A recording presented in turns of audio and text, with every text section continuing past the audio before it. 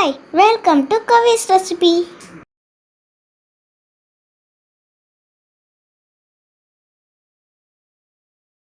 Hi friends, இந்த வீடியோவில் நம்ம பார்க்க போகிறது ஆயுர்வேத ரசம்.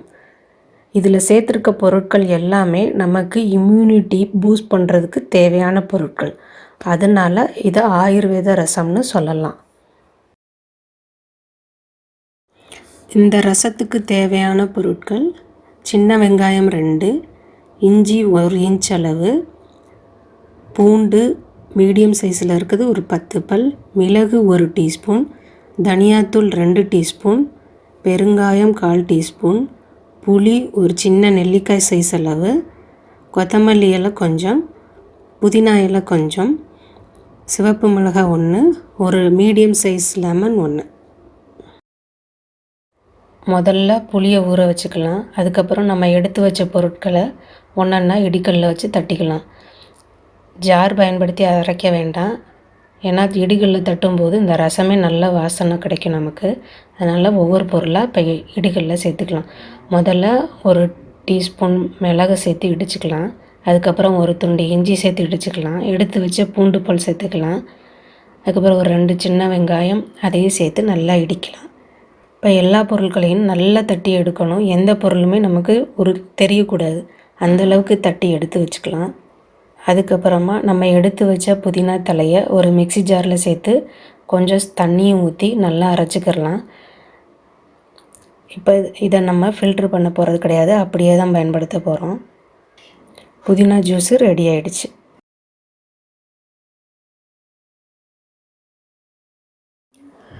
ஒரு பேனில் 1 டீஸ்பூன் எண்ணெய் விட்டு நம்ம இடித்து வச்ச பேஸ்ட்டை போட்டு நல்லா வறுக்கணும். கொஞ்சம் அடி பிடிக்கிற மாதிரி இருக்கும், அதனால் லோ ஃப்ளேமில் வச்சுக்கலாம். லோ ஃப்ளேமில் வச்சு நல்லா வறுக்கணும்.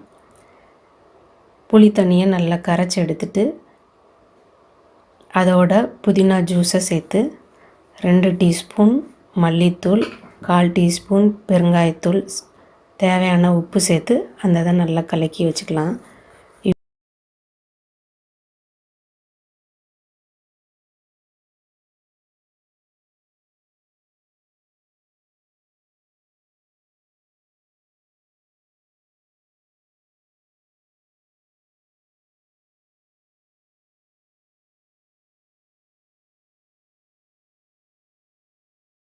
இப்போது இந்த பக்கம் ஃப்ரை ஆகிட்டு இருக்க அந்த இடித்து வச்ச மிக்சரை நல்லா வதக்கணும்.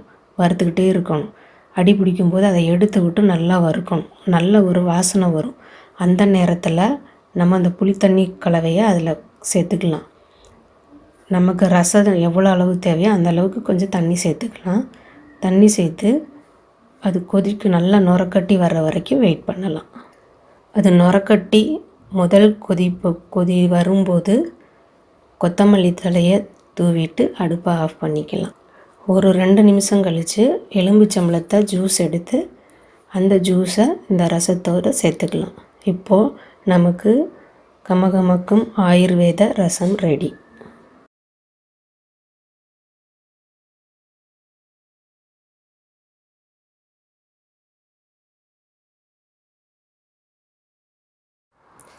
இந்த ரசத்தை நம்ம கிளாஸில் ஊற்றியும் சூப் மாதிரி குடிக்கலாம், நல்லாயிருக்கும்.